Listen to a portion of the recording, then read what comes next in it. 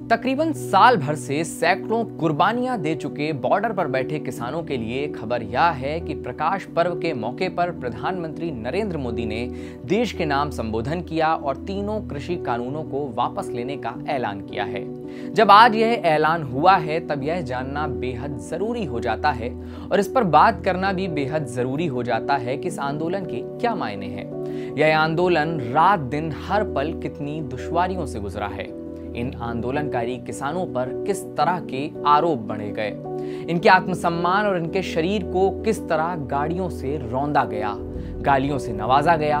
मगर आपको यह भी बता दें कि किसान नेता राकेश टिकैत ने कहा है कि आंदोलन अभी खत्म नहीं हुआ है। द वायर एक्सप्लेन्स के इस वीडियो में हम आपको इस आंदोलन के सफर से रूबरू करवाएंगे जिसमें असहमति है, तोहमतें हैं, रोष है, कुर्बानियां हैं, मगर जीत का भरोसा भी है।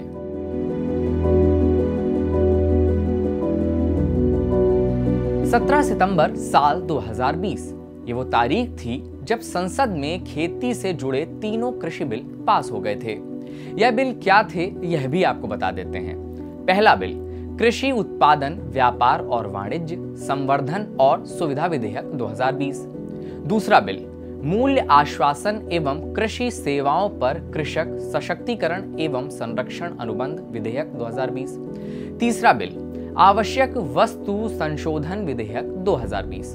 राष्ट्रपति ने 27 सितंबर को इन विधेयकों यानी बिल पर हस्ताक्षर कर इन्हें कानूनी रूप दे दिया। एक तरफ देश कोरोना महामारी से जूझ रहा था, हर रोज हजारों की संख्या में लोग मर रहे थे।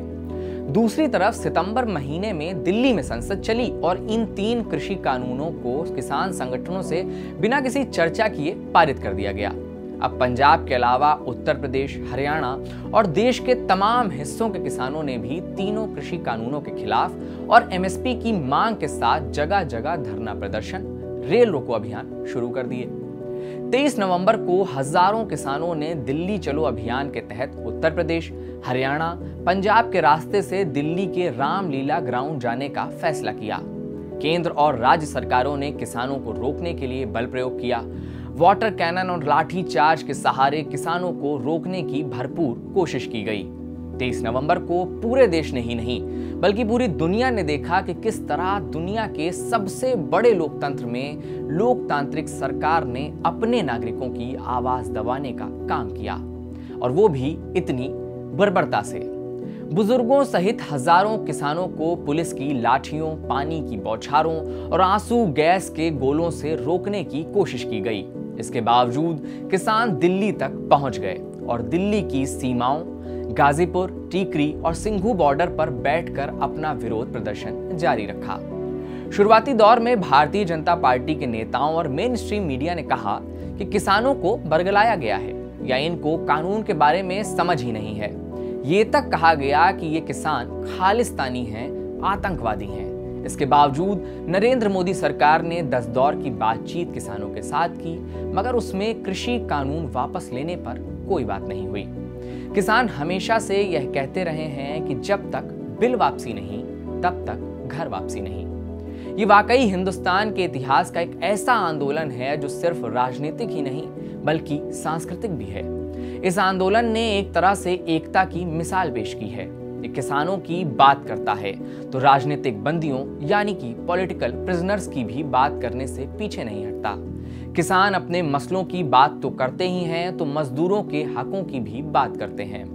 इस आंदोलन में बच्चे, युवा, बुजुर्ग, पुरुष, औरतें, लगभग सभी वर्ग तमाम विविधताओं के साथ होकर एक मंच पर दिखाई देते हैं। इस आंदोलन में किसान और मजदूर संगठन एक साथ रहकर नरेंद्र मोदी सरकार का विरोध करते नजर आते हैं। 8 दिसंबर 2020 को हुई देशव्यापी हड़ताल इसका उदाहरण है, जब 25 लाख से ज्यादा मजदूर कर्मचारी अपनी मांगों को लेकर सड़क पर हड़ताल पर थे। किसान आंदोलन का समर्थन पंजाबी और हरियाणवी म्यूजिक इंडस्ट्री से दिल खोल कर किया गया। बब्बू मान, रंजीत बावा, दिलजीत दोसांझ, अफसाना खान, प्रधान जैसे कलाकार लगातार दिल्ली की सीमाओं पर बने धरना स्थलों पर पहुंचे, अपना समर्थन दिया और किसानों के हक के लिए गाने भी रिलीज किए। एक ऐसा समय भी आया जब लगा कि यह आंदोलन अब खत्म हो जाएगा, जब 26 जनवरी को दिल्ली में ट्रैक्टर रैली के दौरान लाल किले पर खूब हंगामा हुआ। इस घटना के बाद पुलिस की तैनाती सीमाओं पर बढ़ी, हजारों किसानों को गिरफ्तार किया गया था और किसानों को गाजीपुर बॉर्डर से हटाने की पूरी तैयारी थी। ये समय था जब किसान नेता महेंद्र सिंह टिकैत के बेटे राकेश टिकैत के आंसुओं ने इस आंदोलन का रुख न सिर्फ बदल दिया बल्कि इसमें एक नई जान फूंक दी। 29 जनवरी को पुलिस तैनाती के बीच किसानों का पानी बंद हो जाने के खिलाफ भूख हड़ताल पर बैठे राकेश टिकैत मीडिया से बात करते हुए भावुक हो गए। देखते ही देखते रातों रात उत्तर प्रदेश, हरियाणा, पंजाब से किसानों के जत्थे आने शुरू हो गए और आंदोलन अपनी रफ्तार से फिर तेज हो गया। इसके बाद किसानों ने पश्चिम बंगाल चुनाव में बीजेपी के खिलाफ प्रचार किया और इसको बीजेपी की हार की एक वजह के तौर पर भी देखा गया। इस कहानी में ऐसे मोड़ भी आए जब आंदोलन पर सवालिया निशान खड़े हुए, जब एक बार निहंग सिखों ने एक दलित के हाथ काट दिए और इसकी दर्दनाक तरीके से हत्या की, क्योंकि उनका आरोप था कि इस व्यक्ति ने गुरु ग्रंथ साहिब का अपमान किया है, उनकी बेअदबी की है। हालांकि किसानों ने इसकी पूरी जिम्मेदारी ली और आरोपियों को पुलिस के हवाले कर दिया। यह आंदोलन हमें प्रेरणादायक लग सकता है और है भी, मगर एक सच यह भी है कि देश भर के इन हजारों लाखों किसानों को सरकार ने इतना मजबूर कर दिया कि अपना ही हक मांगने के लिए उन्हें 1 साल तक सड़कों पर बैठना पड़ा। सवाल इस लोकतंत्र और लोकतांत्रिक व्यवस्था पर भी उठता है, जहां नागरिकों को अपने बुनियादी अधिकारों के लिए कठोर संघर्ष करना पड़ा और सैकड़ों को जान गंवानी पड़ी।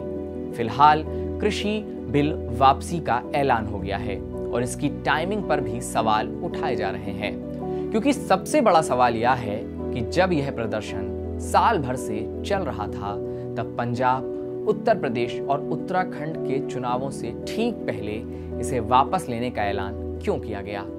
सवाल यह भी है कि यह ऐलान किसानों के हित को ध्यान में रखते हुए किया गया है या फिर चुनावी समीकरणों को। बहुत बहुत शुक्रिया।